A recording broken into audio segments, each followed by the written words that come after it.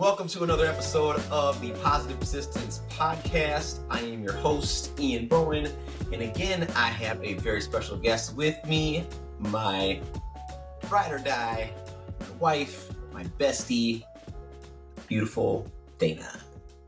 Hi, thank you for having me on your podcast. Happy to be a guest. For sure, glad you're here. So today we're going to do something a little bit different. We've had a lot of questions come in from viewers and listeners, and we thought that we would field those questions. Yeah, so having a little bit of fun today, letting our listeners into our lives a little bit and how we run our business and our how we go about our fitness life. That was a lot of the questions, some nutrition questions. So a lot of great listener submitted questions. They want to know a lot about you. I think they want to know a lot about us, to tell you the truth. So fair enough. Let's get into it. Okay, so the first question that I want to ask, because I've gotten this, especially from people who are not necessarily familiar with podcasts or they aren't familiar with personal branding. So just quickly explain to us, what is your personal brand, Positive Persistence, and how does that tie into our business that we own, our Fit Body Bootcamp? How do those two brands work together, or do they? And tell us just a little bit about your personal brand. Well, they definitely do work together, but I'll start kind of from the other side, going backwards, talking about Fit Body Bootcamp. So Fit Body Bootcamp is a national brand or a national chain. It's a franchise. So when it comes to personal branding, it's kind of similar. You see, I'm always wearing the Positive Persistence shirt, the logo. Yeah. That is part of the Positive Persistence brand. Okay. So when we talk about personal branding, usually that's really an extension of the person in terms of their values or their beliefs or part of their life story, which is part of my life story is positive persistence. Okay. So when you go out and you're speaking or this podcast, for instance, that is all under your Positive Persistence brand. Yep. Okay. Absolutely. Wonderful. Well, thank you for helping us understand that. So we do have really busy lives. Yes, we do. And we do have 5 boys that live at home. We have a beautiful blended family, and we have 6 altogether, but we are constantly taking kids back and forth to practices and to games, and every day. Yes, so many events that we have to schedule in, but it is really important that we make time for ourselves. And one of our audience submitted questions is, what do you find most challenging about keeping up with your fitness and workouts? Wow. Well, there's a couple of different things that I do, and I know that there's some things that you do, and then sometimes we do things together. So why don't you tell them first what you do to kind of make sure that you get your workouts in and keep your fitness on, and then I'll kind of tell them what I do. Okay, so for me, if Ian is type A, I am like a type double Z in terms of planning and things like that. So my priority is just to get the workout in for the day. So whether I have a half hour or an hour or 20 minutes, I need to make sure I get that workout in at least 4 to 6 times a week. Sometimes it's 3 times a week, and that's okay too. But I always have to make sure that I'm getting my workout in, whether it's at home or if I'm running to a boot camp session at our Fit Body Bootcamp location, or going to a small group training session there. Usually I like to get that workout in the morning, because the longer the day goes on, the harder it gets to schedule. So if I get my workout in the morning, I don't have to worry about it for the rest of the day. Yes, that's key. For sure. For me, so that's usually when I get my workout in, is first thing in the morning. I'm an early bird, so I get up before the rest of the family does. Yeah. and I will go out to our gym in the garage and I'll get my workout in then. Some days I will do that, and if I'm feeling froggy and I want to leap, I'll jump on into a boot camp workout as well at our facility. Mm-hmm. But one of the things that I want to really point out of what you said is that you make time. Yes. Right. So there's a lot of people that will say, well, I'll find time. If you are trying to look for it, you're never going to find it. You right. have to make the time. Yeah. Put it on the calendar, schedule it, put it on your phone like it is a meeting that you cannot miss for work. Yes. And that way that you will stick to it, you'll get it done, and you will stay consistent. And that's really the key to getting results. Right. With fitness anyway. Yeah, staying consistent is so important. And you said something. You're going to work out in our home gym in the morning. So Ian gets up at 3 a.m. some mornings. He's so dedicated, and he'll go out and work out while I'm still asleep. But the important part is that you have to find something that works for you and for your schedule. So if you aren't someone that can fly by the seat of their pants, I have mastered this skill, right? So I'm really good at that. Most people aren't. Most people have to find consistency in their schedule. So but I want to talk about another question, because this kind of lends itself to what you said about getting up early. One of our listeners wants to know what our home gym looks like and what are some must-haves in your home gym if you're going to work out at home. Well, dumbbells are an easy piece of equipment that you can have in your home gym. Mm-hmm. And that's really, for us, what we started with. I mean, we have a couple more pieces now, but what we started with was just a bench and some dumbbells. Yeah. You don't even need a bench. That's it. Right. I mean, you can do so many exercises with just a bench and some dumbbells, or a Bosu ball and some dumbbells, or a stability ball. Yes. And some dumbbells. Yeah. So you don't need a whole lot of equipment. No, and we always tell people fitness does not have to be fancy. You don't need much of anything. You can use a homemade wooden box as a step. Obviously make sure it's safe, but there's all kinds of things. I remember during COVID when we were shut down, people were working out from home and we were training them online. And we were saying, if you don't have dumbbells at home, do you remember what we told them to use? Yeah, you could use gallon water jugs if you have to. We said fill up grocery bags with cans of food from your closet and lift those. We told them if they didn't have sliders to do slider plank jacks, or we told them to use paper plates. Yeah. So there's all kinds of things that you can use at your home. And also look at garage sales and on your local marketplace sites for people who are getting rid of exercise equipment. You don't need fancy equipment, but a couple dumbbells, kettlebells, and you're set.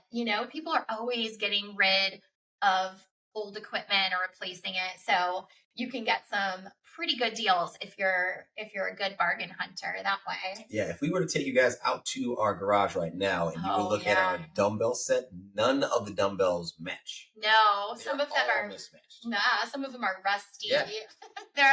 but they work. Right? Yeah. They're just weight. That's it is not fancy, and fitness does not need to be fancy. All right. So next question. This also lends itself to mindset, motivation, positive persistence. One of our listeners asked, what keeps you showing up on days that you don't feel like it? And we can go from the business perspective as well as a fitness perspective, because there are days when I don't feel like showing up. And I think to say that's not true would to be dishonest. Yeah, that'd be a lie. Right. Because everybody knows there are days when you feel like you just don't want to do anything, right? And so how do we push through that, or how do we get to where we need to be for that day? Well, I am going to answer that question with a question, Okay. with a personal question. Hit me with it. Yes. So, as a mom, Yeah. what do you do when you're sick in bed Yeah. and you have to get 5 boys off to school in the morning? What do you do? Well, yeah, FIO, first of all. UFIO. Yeah. But, in a time like that, I want you to know, I want our listeners to know and our audience to know that it's okay to give yourself some grace. So you don't have to push through all the time, right? There are days when your body might be telling you to take a break, to relax, to heal. And that's when you call on your village. That's when I would call on you. I would call on my parents. I'm fortunate to have a village to call on, but I would maybe do what I needed to do, but then I would let my body rest, or I would do the things that were most important, maybe the top 3 things on my list that day. But then I would take a step back and do and listen to my body in that case. But there are days too when I just feel lazy or less motivated, right? I'm not superhuman. We together are not superhuman. We have those moments or those days. And so, what would you tell somebody who's struggling with motivation, maybe? I think the lesson in what you just said is do what you can with what you have where you are. Yeah. So on those days where you don't feel motivated, Yeah. that's fine. And that is going to happen, like you said. Mm-hmm. But just get done what you can. Right. And then pick up the next day. Yeah. I know for me, just personally, when I am training for a race, training for a marathon or something like that, somewhere in that training program, there's going to be days where I just don't feel like doing it. Yeah. And I'll take that day off. Or I'll do a little bit. But then the next day, I get back on. Yeah. So to piggyback off of what you said about give yourself some grace, which I totally agree with, you have to give yourself some grace. You have to be able to allow yourself to rest, recuperate, so you can come back stronger. But the key is that you come back. Right. Yes. You can't sit in that. Right. You can't sit in that valley. You have to make your way back up. Yes. And again, motivation is not always going to be there, but that's when your discipline kicks in. Yes. So you've built these habits where you've practiced over and over, and this goes right along with your RINSE acronym. So you're feeling unmotivated, you're feeling lazy, but how do you put your leggings on? Like one foot at a time, one leg at a time, right? So go get dressed, have a big glass of water, start moving, get that, remember how you feel after you go and get something done that's productive. You get something done for work, or you work out, or you go for that run or that walk, or whatever it is that you're not feeling like you want to do at that moment. Taking those little steps and calling on your discipline and remembering what's in that proverbial backpack, right? That's the R in RINSE, is to remember. So I think the important message here is, don't sit in it. Yeah. Call a friend, find someone else who is accountable. And that's why I love Fit Body Bootcamp so much too, is because I know that there are people who are waiting for me to show up. And if I don't show up for a couple of days, they're going to ask me where I am. And I enjoy going and seeing them. And so that accountability piece is important too. Absolutely. Yeah. Absolutely. I think that when we talk about doing something small or stacking small wins, usually we think about that in like a long journey towards a big goal. But on those days where you're not feeling it and you just don't feel motivated, it is super important to stack those small wins just in your day. So whether that is making your bed after you get up, or like you said, getting your fitness clothes on, Yeah. drinking that, big glass of water, just to take some small steps, just to get some micro wins, which starts to create some momentum. Yes. I know that there are days where I sit down at this desk right here and I have a laundry list of things in my head that I know that I need to get done. And I feel defeated before I even get started. But I know that, okay, I just need to do a couple of simple things just to get the ball rolling. Yeah. And then I can start to stack those small wins and then get some momentum and start to crank through the work that I have for the day. Yeah. So it's really important just to, when you don't feel like it, find something small that you can get started with, that you can start to do and start creating some momentum and getting that ball rolling to get you moving forward. Yeah. So developing good habits, I would say, keeps us showing up. So, right. So we're developing those habits over time, and we're not doing it alone. We're doing it with someone. We're having these accountability partners, and yeah, you just keep showing up little by little, and you meet yourself where you are. So I think that's really great advice. Absolutely. And like you said, discipline is huge. Yes. And it's interesting, like you said, motivation wanes. It does. Inspiration wanes. Yes. But when you are disciplined, that's going to get you through those times. And what's interesting in your journey is it's difficult to get to the point where you are disciplined. It takes practice. It takes discipline to get disciplined, right? But once you are, and you miss a day, or you just don't feel like it a day, that discipline on the other side, now you feel it's difficult not to do the things that you've been doing. Right. It's part of your routine. Right. Yeah. So now it's just a part of your normal routine. It's ingrained into you. It's part of your identity. It's part of who you are. So when you miss that day, or when you take that time to take a break, the next day you're more than likely going to really just crush it, because you've taken that day off and are like, that didn't feel right. I need to get back on my routine. Absolutely. Good. So this next question is about our kids and nutrition. I know that as a mom, and I do a lot of the cooking in our house, but we work together on this piece because kids are tough. It is tough to get I'll tell you the question first. So the question is, how do you get your kids to eat healthy? And then our listener said, making dinners on her healthy eating plan that everyone will eat seems impossible. And then also, there's the homemade meal. There's the takeout, call and get something. Yeah. There's the drive-through. There's different versions of the takeout meal. And then kind of, how do you start building those healthy habits without breaking the bank and just throwing out all the food in your pantry and just going to the grocery store and spending, so much money.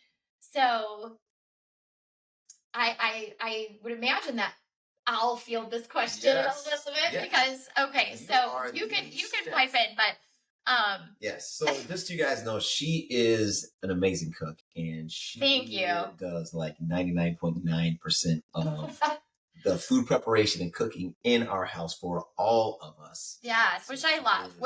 Incredible. And again, going back to the last question though, I don't always feel very motivated to do that cooking or to make something healthy. And a lot of times it would be easier to order something or go out or, but that, again, it's habit building, it's practice, it's having healthy food in your home. Yeah. Right. And so, and you don't necessarily have to break the bank. So let's start there. So let's say that you're thinking about, hey, I want to start, incorporating really good foods, really good whole foods into my family's meal plan or my family's diet. First of all, I don't necessarily want you to think of foods as good and bad. There's good foods and then there's better foods and there's sometime foods, but let's not always label foods as good and bad, because that gives it a stigma. So it makes you feel like you're good or bad. So if I say, oh, that's really bad food, it gives you that guilt of like, oh, then I'm bad. I'm a bad person. And that leads to this snowball of, oh, I've done something horrible. And then you feel this guilt. So really, food is just energy. Food is food. And we have good, better, best choices. So we'll start there. So if you are looking to kind of revamp your family's food situation or their, your menu choices, start with what you have and start replacing things slowly. So you can always go buy fruits and vegetables. That's a great place to start. Fresh fruits and vegetables, even frozen fruits and vegetables are great. The best choice is fresh and then frozen and then even canned. Just make sure that they're not canned in something that's overly sweet or salted. But yeah, so you could start with that, fresh fruits and vegetables, and then when you're out of the loaf of bread that you usually use, go grab a new loaf of bread, but this time maybe grab something that's whole grain or a sprouted grain or something that's not just an enriched white loaf. So just start replacing things here and there. Replace your white pasta, use whole grain or chickpea, start reading labels. There are so many food choices out there. You just have to be aware and you have to read some labels. Things should have 5 ingredients, 6 ingredients. You should be able to read the ingredients on the labels. At Fit Body Bootcamp, we have a nutrition expert and she goes through the information with you and really helps you understand how to track macros and things like that. That's advanced. But if you're just starting out, make those small changes.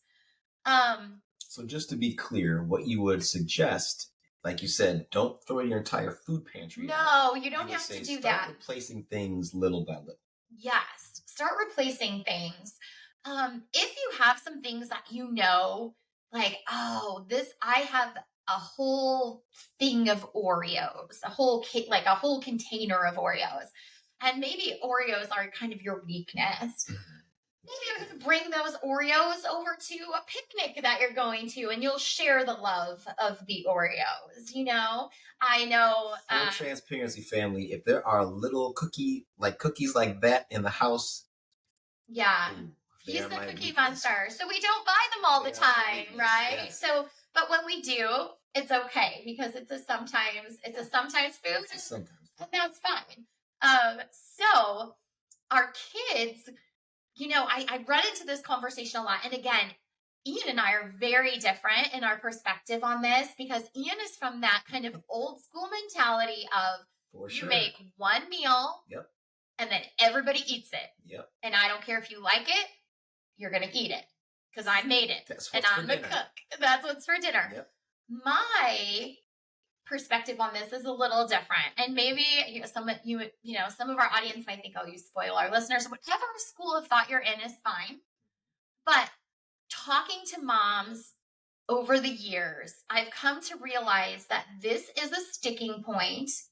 And most kids are not going to eat or want to eat or enjoy the foods that are on your healthy eating plan at least right away, especially if you're making those changes. And kids have different taste buds. Mm-hmm. So my advice usually to busy moms is make the main protein for everybody.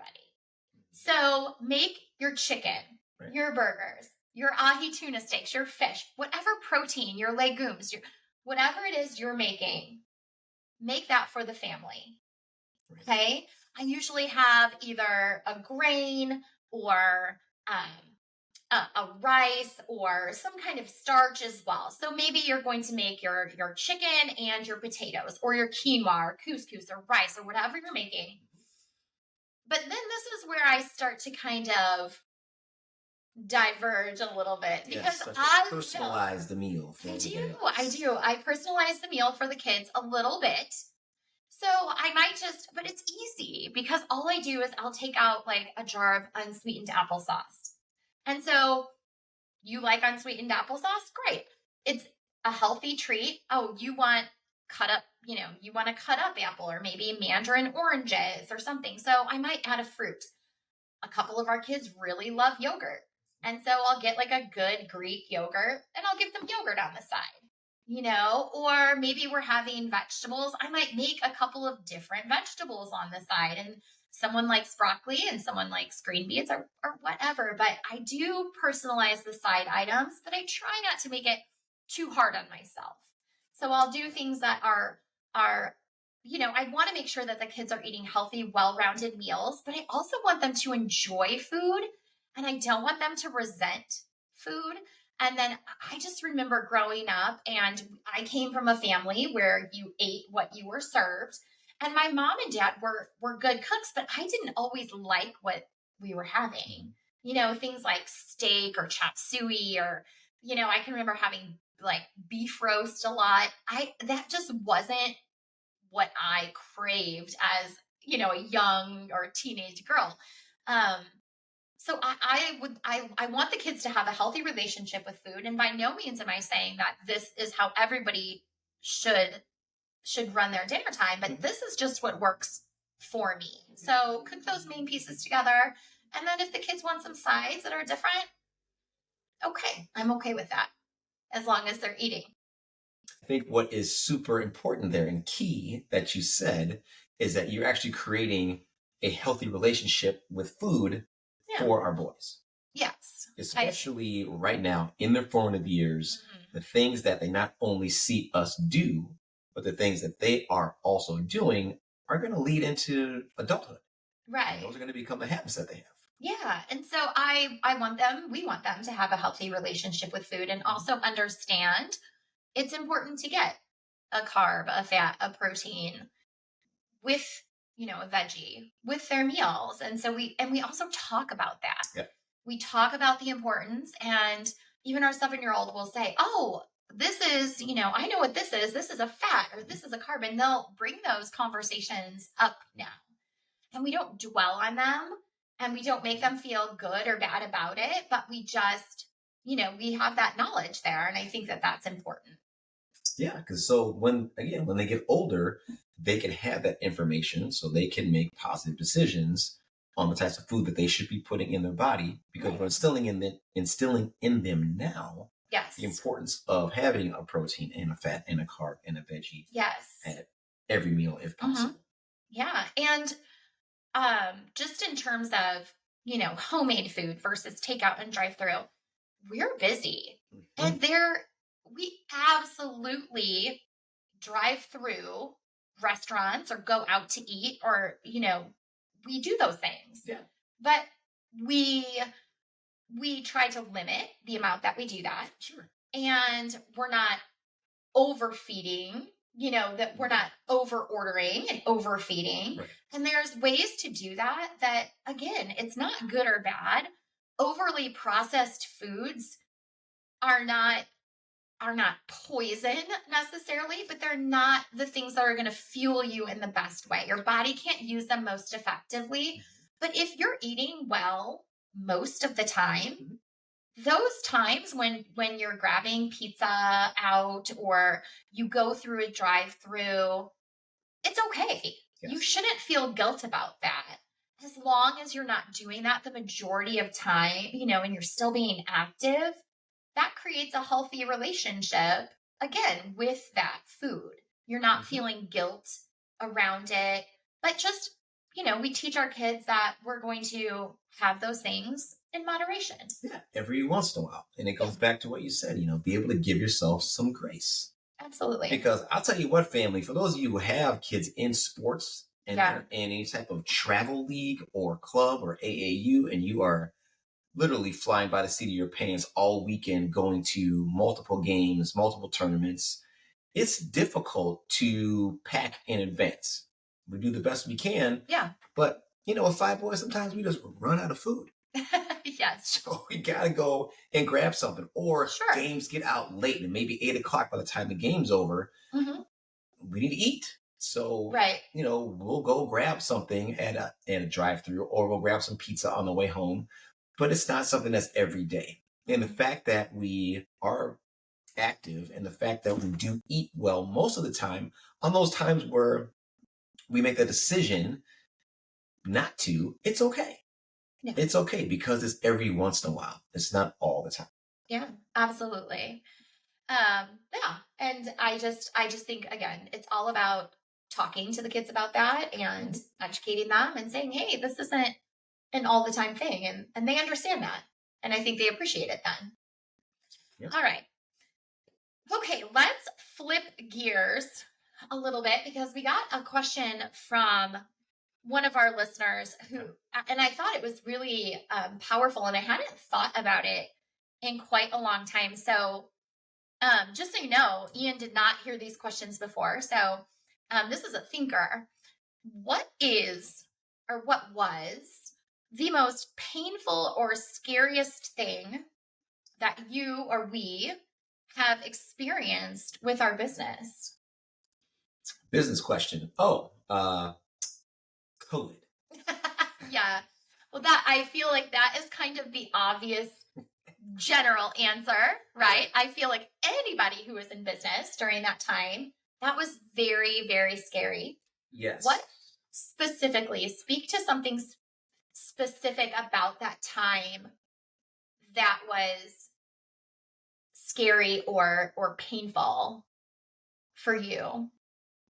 Well, going back to that time in COVID, what was scary, being in the fitness industry, not being considered a industry or business that needed to be open, we had to figure out how to continue to service our members without doing it in person, because we are a brick and mortar business and we were shut down. We couldn't have people in front of us. So we had to flip. We had to figure it out. And quickly. FIO. So we had to flip our business from a brick and mortar business to an online business, like overnight, like flipping a switch. Literally. Yeah. Literally overnight. Literally. Luckily for us, Fit Body Bootcamp has some amazing leadership and was able to help us do that. But the lion's share of the work in terms of our specific business was on us to learn new processes, new systems, and keep our members engaged, not only to keep our business open, but also to serve them. Yeah. Because now everybody is stuck at home. And it's like, what do you do? And, your health is so important because your mind and your body, they're connected. And if you are now depressed because you have to be inside at all times and you don't have the connections with people that you normally have, that starts to affect your mental, which is going to affect your physical. And then it's just a repeating cycle, and you're going to go downhill. So it was really important for us to make sure that we were keeping our members engaged and keeping them in a community where they can still connect with people, even though it was online, but also stay fit and keep their body moving, because that was super important. That was. And I agree. That time was scary, but it was also, this is going to sound very counterintuitive. And again, definitely how our minds are so different. But for me, it was a little bit exciting because I felt like our members were so engaged during that time because there wasn't other things to do. And so we were like what people were doing. So our members looked forward to getting online and doing their workout, to engaging in our Facebook group, to watching live videos.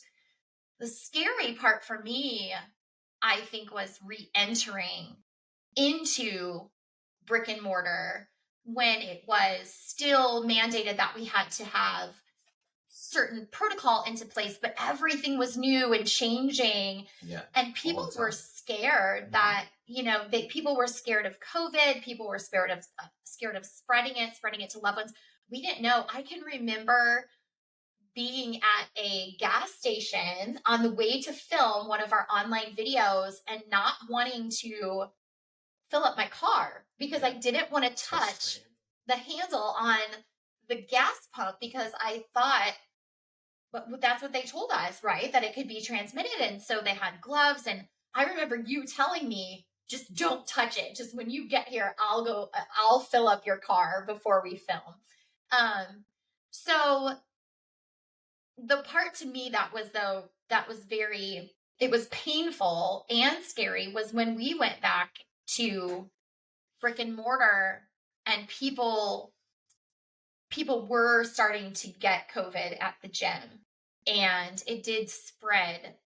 Obviously, it was quick to spread through classes sometimes. And that was really difficult because we felt a lot of pressure and responsibility, even though people knew they were coming and there was a risk involved. But that to me was where I started to worry about our business, because people stopped coming. When we were engaging online for that 9 weeks we were shut down, people were engaged and we didn't lose members. But once we went back to brick and mortar and that spread of COVID was real and things were starting to slowly open back up, that was a scary time for me. Fortunately, again, we have, we did have a strong member base. We still do. And we made it through, but that was really, really scary for us. So yeah, brings back a lot of feeling and emotion talking about that. I'll give another example of a scary time, and that's just getting started. Yes. As an entrepreneur, opening the doors, and you have taken all of this risk to set up this business. Yeah. Is it going to work? Are people going to come? Am I going to make any money? Like that's a scary thing to think about once you've gone all in on something. Yes. And it's like, I don't know if this is going to pan out. Yeah. So what do? You stick to your guns, you dig deep, and you FIO. Yeah, and just like the E in rinse, well, really all of rinse applies to this as well. Absolutely. So remember, you've done hard things in the past. Yep. So, imagine that business flourishing. Yep. Notice the small wins along the way. Shift that mindset, and the E is expect bumps in the road. Yes. And because we were expecting bumps in the road during that time of COVID that we just talked about, we were able to adjust and kind of flip quickly. So yeah, that's just another time that RINS acronym really applied to our life, and we were able to use that to help us get through that tough time. Yeah. So next question, we're going back to our family and our kids a little bit here. How do we teach our kids about positive mindset and persistence? How do we instill that mindset into them? And how can our listeners instill that into their kids? Sure. I think that, and I heard this, I forget where it was. I believe it was on a podcast by Amberly Lago. As parents, I think we are naturally encouragers. Mm-hmm.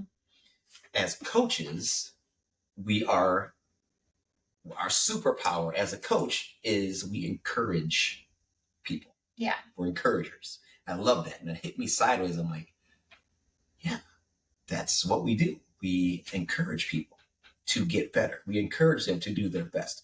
We instill our belief in them that we feel that they can do better. So they borrow our belief until it becomes theirs, and they do. Yeah. So it's the same thing I feel with our kids, is that we encourage them all the time. Every day. And we're correcting them along the way. So when we catch them doing something right, we praise them. Mm-hmm. And when they're on the other side of that, we correct them and we encourage them. Mm-hmm. So we're always talking about it. Yes. Whether it's their performance during a sporting event, or if it's just woke up on the wrong side of the bed and a little cranky, which happens. Yeah. We talk to them about their attitude. Yes. All right. And so I think that's the main key, is just having those conversations and really encouraging them to make the right decisions, but not hitting them over the head with it. Also helping them discover the answers for themselves. Kind of like leading the witness, but helping them understand, getting their own thought process going on why this is the correct way to handle the situation. Yeah. So we're like secretly sneaking it in. Oh, all the time. Yeah, right. Yeah. So, right, exactly. So kind of like, we're like magicians a little bit too, like, sneaking, that's another thing. You could sneak the veggies in their smoothies. You could sneak in the positive mindset, right? And we're also always modeling it or trying our best, doing our best to model that behavior. So I feel like the two of us are pretty positive and encouraging. I'm sure we have our moments, but we're human. But we're always modeling that positive mindset. And I think that our kids are picking up on that. And I think that they like it. I think that it makes them feel good. And I even hear them saying things that we say or things that you say.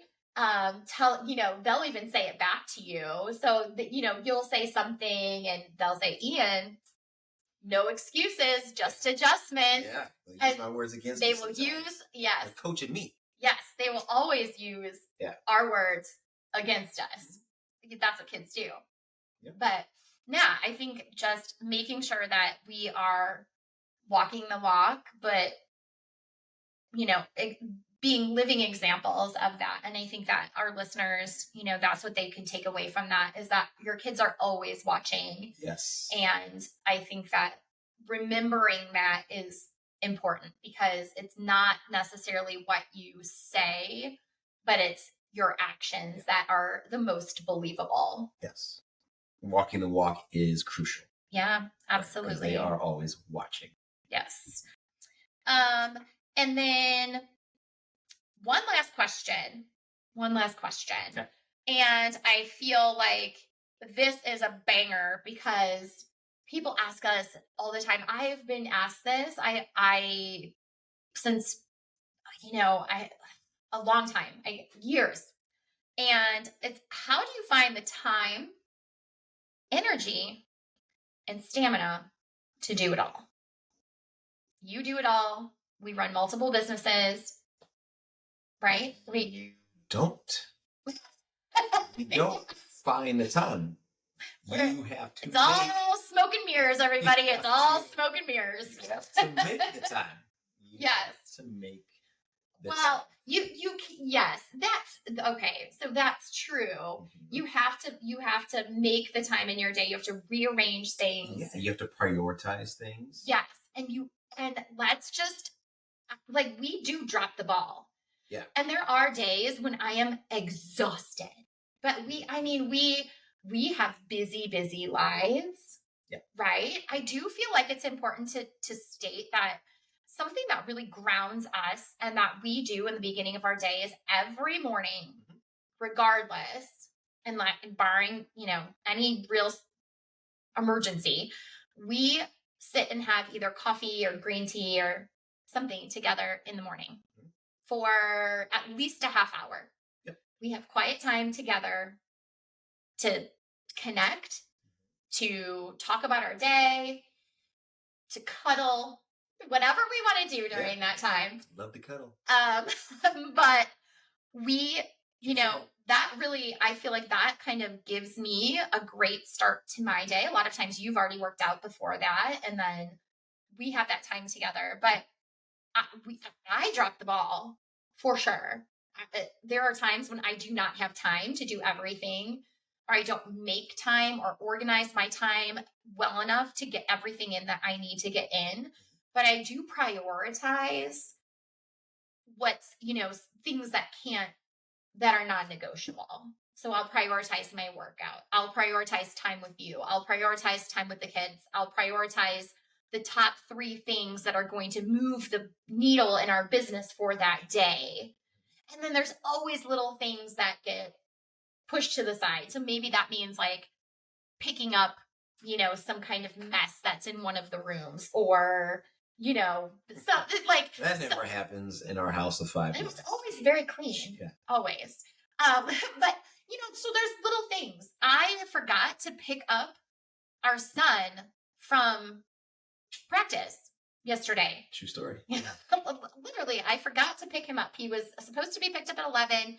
At 11:30, he had found a ride and had showed up at his grandparents' house.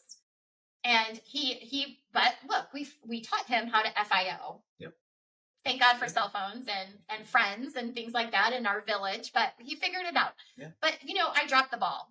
But I do know that our boys and our life, it energizes me to a certain point. Like, I get excited about our life and about the things our kids are doing and about our business and our fitness, and everything that we're doing gives me life and it gives me energy until it doesn't. And then I'm zapped, right? So I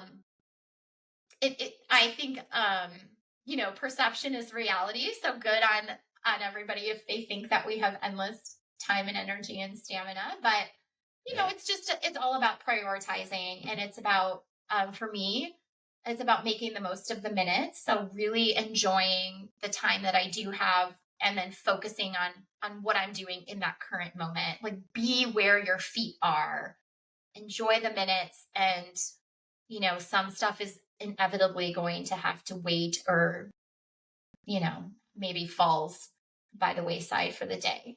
So you are really good at making the most of the minutes. That is something I am still working on myself. Yeah. I am a checklist type of person, and it's like I got all this stuff to do on my checklist, and I'm going to be laser focused, try to get it all done, and I tend to not make the most of the minutes. So you have definitely helped me realize that this may sound odd, but you workaholics know what I'm talking about. People are more important than work, especially when it's your family. So take the time to take a sideways breath, take a break, spend time with your family, then get back to it, because work's always going to be there. Yeah. People won't. It's true. And that's just So I think that's all the questions we have. So I'm hoping that we could do this again. And maybe there'll be more questions that come up as time goes on. So I love sharing a little bit of our life with you, listeners. And thank you, Ian, for having me as a guest on your podcast again. I love doing this with you. Anytime. And since I love hearing your voice, can you tell our audience where they can find this podcast? Yes. So you can find our podcast wherever podcasts are played, and you can like and subscribe. Also, find us on all of our social media and find our blog on Ian's website, ianbowen.net. Yep. And so please share, like, subscribe. All right, family, that is it for another episode of the Positive Persistence Podcast. I am your host, Ian Bowen, who again is so happy to have my guest Dana with me today. Thank you. So we will see you next time, but until then, remember to stay positive, stay persistent, and as always, know this: mindset is everything. We'll see you next time.